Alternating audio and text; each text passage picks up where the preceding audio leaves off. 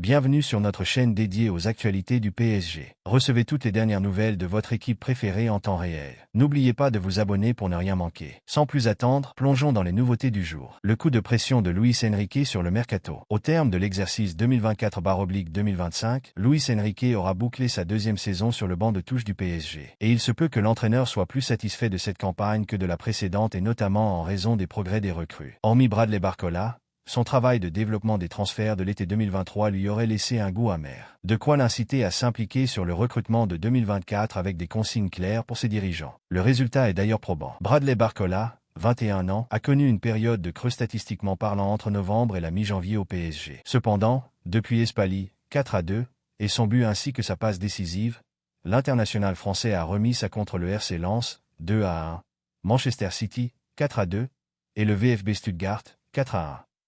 Au PSG, l'importance de Barcola n'a fait que croître depuis son arrivée à l'été 2023. Sa progression fut fulgurante et Luis Enrique aurait apprécié témoigner des progrès de l'attaquant français formé à l'OL. Les regrets de Luis Enrique sur son premier mercato au PSG. Néanmoins, l'entraîneur du PSG regretterait le fait de n'avoir fait progresser qu'une seule des 11 recrues la saison dernière, Bradley Barcola. C'est du moins l'information publiée par l'équipe dans ses colonnes du jour ce vendredi. C'est pourquoi Luis Enrique aurait été plus présent dans le processus de recrutement du Paris Saint-Germain pendant la dernière intersaison en faisant preuve de méticulosité. Un véritable accompagnement des 4 recrues et 3 joueurs de champ serait à signaler et les résultats sont plus probants que la saison dernière. Pacho, Neves et Doué, la mayonnaise prend pour Luis Enrique. William Pacho est en effet immédiatement devenu le compère de Marquinhos en charnière centrale après son transfert de l'Eintracht de Francfort. Même son de cloche pour João Neves qui s'est instantanément acclimaté à l'entrejeu du PSG aux côtés notamment de son compatriote portugais Vitinha. N'ayant pas pu avoir de réelle préparation physique cet été avec le Paris Saint-Germain en raison de sa participation aux Jeux Olympiques de Paris 2024 et son transfert tardif, Désiré Doué a mis plus de temps à trouver son rythme de croisière et à prendre ses marques au PSG avant de s'imposer comme il est en train de le faire depuis le début du mois de décembre. Le développement des recrues et des jeunes joueurs semble être l'un des piliers du projet sportif de Luis Enrique au Paris Saint-Germain comme souligné par l'équipe. Lorenzi rêve d'un exploit malgré la déception du tirage. Grégory Lorenzi, le directeur sportif du Stade brestois, s'est exprimé après avoir hérité du Paris Saint-Germain pour les barrages de la Ligue des Champions. Le tirage au sort des barrages de la Ligue des Champions vient d'être effectué, et on sait désormais que le Stade brestois va devoir croiser le fer avec le Paris Saint-Germain pour une double confrontation savoureuse sur le papier.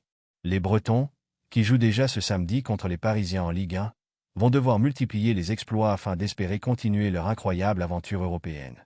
Après ce tirage, Grégory Lorenzi, le directeur sportif du SB29, s'est exprimé sur cette affiche. La réaction de Grégory Lorenzi, déçu ? Non. On est très content d'être qualifié pour les barrages, c'est que du plaisir, il faut souligner qu'on était les petits au début, c'est un exploit d'être là. Le PSG, on les connaît, c'est la magie de l'Europe de pouvoir jouer une équipe étrangère, c'est pour ça qu'on voulait Benfica, mais on ne peut pas se permettre de dire que c'est un mauvais tirage. On a la chance de continuer, c'est du positif, il y aura 2 clubs français en 8e, c'est quelque chose de bien pour le championnat. Le PSG, on a l'habitude de les jouer, on les joue demain en L1, dans 10 jours, ça fait beaucoup, mais peu importe, on n'est pas favori, c'est eux qui auront la crainte, on sera le petit pousset. On fait des choses exceptionnelles, on va jouer à fond pour faire le meilleur match possible de notre côté. Changer un truc mentalement, inventer quelque chose. Cette compétition est particulière et on le voit. Les joueurs se transcendent inconsciemment. Ça sera pareil. On ne va rien changer. On prend les matchs les uns après les autres. On devra trouver ce supplément d'âme, créer un contexte différent. C'est un match aller-retour. On les connaît. On peut bien analyser cette équipe contrairement à Benfica que l'on connaît moins. C'est quand même bien de pouvoir être là. Il faut rester modeste. On est déçu de ne pas connaître une autre ville européenne, c'est la magie de la Coupe d'Europe, se confronter à une autre culture, à d'autres ambiances. Daniel Riolo s'excite pour « le grand joueur » du PSG, l'auteur d'un triplé en Ligue des Champions sur la pelouse de Stuttgart mercredi soir, 1-4, Ousmane Dembélé est indiscutablement le joueur en forme du PSG. De quoi provoquer l'enthousiasme de Daniel Riolo. Très critiqué et parfois moqué à juste titre pour une maladresse assez dingue devant les buts, Ousmane Dembélé est, à 27 ans, en train de passer un vrai cap. Auteur de 16 buts toutes compétitions confondues après son triplé à Stuttgart mercredi soir, l'international français du Paris Saint-Germain est de plus en plus décisif. Cela tombe bien, il ne manquait presque que ça aux natifs de Vernon pour devenir le joueur de classe internationale qu'il aspire à être. Pas toujours indiscutable aux yeux de Luis Enrique, qui s'était notamment passé de lui pour le déplacement à Arsenal en début de saison, Dembélé est à présent l'arme offensive numéro 1 du club de la capitale. Et c'est une excellente nouvelle aux yeux de Daniel Riolo, lequel a félicité l'attaquant du PSG sur RMC. Le paradoxe de ce joueur, c'est que même quand il était frustrant en début de saison et qu'il ne marquait pas au point d'être exaspérant, mine de rien c'est de toute façon par lui que les plus grosses différences et occasions dans le jeu du PSG se font. Je lui souhaite de terminer la saison comme il a fait les 2 derniers mois, mais on a tellement accumulé de frustration, a d'abord lancé le journaliste dans l'after-foot après la victoire parisienne en Allemagne avant de poursuivre. Dembélé cartonne, Riolo est sous le charme. Si de ce constat frustrant dans un premier temps, il évolue vers un mec qui peut marquer des buts dorénavant, là tu vas avoir un joueur de classe internationale, ce qu'on n'a pas eu encore pour l'instant. Si on passe à des performances qui sont toujours celles comme on a vu ce soir, contre Manchester City, c'est son entrée qui a tout débloqué. C'est lui qui bonifie les autres, le grand joueur du PSG, s'enflamme Daniel Riolo, de plus en plus séduit par les prestations d'Ousmane Dembélé depuis fin décembre.